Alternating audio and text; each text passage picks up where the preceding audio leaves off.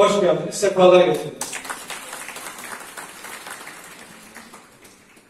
Yaptığımız çalışmaları yakından takip eden kıymetli basın mensuplarımıza da teşekkür ediyorum. Onlara da hasreten hoş geldiniz, sefalar getirdiniz demek istiyorum. Kıymetli hemşehrilerim, göreve geldiğimiz 2019 yılından bu tarafa hem kentimizi iyileştirecek hem hemşehrilerimize iyi gelecek imar çalışmalarından kentsel dönüşüm çalışmalarına, ulaşım çalışmalarından park, bahçe işlerine, kültür, sanat alanında yaptığımız çalışmalardan spor alanında yaptığımız çalışmalara, sosyal desteklerden çevre çalışmalarına kadar hamdolsun hayatın ve şehrin her alanına dokunmaya gayret ettik. Tüm bu çalışmaları yaparken en öncelikli çalışmamızın imar ve kentleşme konusunda olduğunu ifade etmiştik ve bu noktada çalışmalarımızı yoğunlaştırmıştık. Hem imar planları yapmak, bir yandan da kısa vadede model olacak kentsel dönüşüm projeleri ortaya koyarak, farklı modeller ortaya koyarak kentsel dönüşüm noktasında bir özgüven aşılamayı hedeflemiştik. Hamdolsun bunu da başardık. Bu noktada ilk yaptığımız şey, bu işin birlik ve beraberlik içerisinde yürütüldüğünde sonuç vereceği bilgisiyle imar kanununda bir değişikliğe gitmiştik.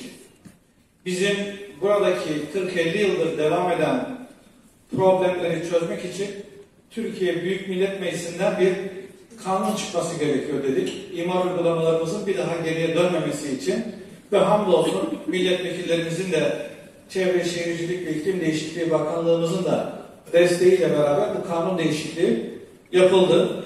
Böylelikle herkesin depreme dayanıklı, konforlu ve kat mülkiyetli olan yuvalarına kavuşacak, tapularına sahip olmuş olacak inşallah. Tapu dağıttığımız bölgelerde geçtiğimiz birkaç ay önce dağıtmıştık tapularımızı ve şimdi orada binaların yükseldiğini görüyoruz Şirinevler bölgesinde. İnşallah bu yeni tapularla beraber de yeni binaların yükseldiğini göreceğiz. Bunlar olduktan sonra bizim bir kütüphane yapma imkanımız var, bir spor merkezi yapma imkanımız var, pazar alanı yapma imkanımız var. Biz seçim döneminde de söz vermiştik. Bir pazar alanı üzerinde de inşallah bir gençlik merkezi, kütüphane, Hacivat ve Şirinevler mahallemize kazandıracağımızı ifade etmiştik. Hakeza sağlık ocağımızın yenilenmesi de yine bu tapu dağıtımlarından sonra olmuş olacak. Evet, tapu takvimimize geçmeden önce Büyükşehir Belediye Başkanımızla ben Büyükşehir Belediye Başkan Vekilimizi selamlama konuşmaları için efendim kürsüye arz ediyorum. Çok değerli meclis üyesi arkadaşlarım, basınımızın çok değerli temsilcileri ve mahalle sakinleri, beyefendiler ve hanımefendiler, Sayın Muhtarımız da burada. Hepinizi Büyükşehir Belediye Başkanımız Mustafa Bozbey adına saygı ve sevgiyle selamlıyorum.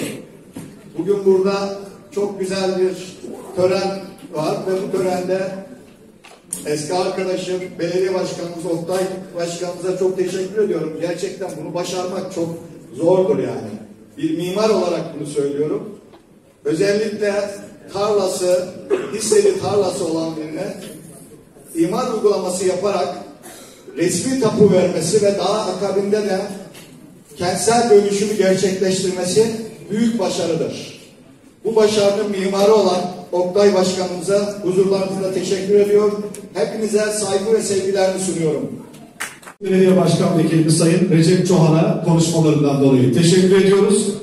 Ve şimdi de Yıldırım Belediye Başkanımız Sayın Oktay Yılmaz'dan tapularını almak üzere hak sahiplerimizi, maliklerimizi ben sahneye davet ediyorum. Tüm tapu sahipleri, tüm hak sahipleri adına temsilen Sayın Murat Bacak geliyor öncelikle. Sayın Başkanımızdan tapusunu almak üzere efendim. Bu işi yapan, gece gündüz demeden çalışan arkadaşlarım var.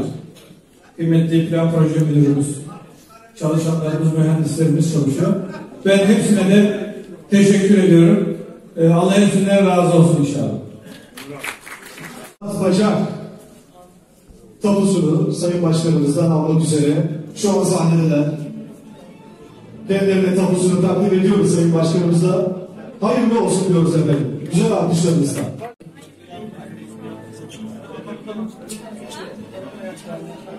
Evet, Yıldırım Belediye Başkanımız ve Büyükşehir Belediye Başkan Vekilimizle Fehri Oruç'a biz tapusunu verdik efendim.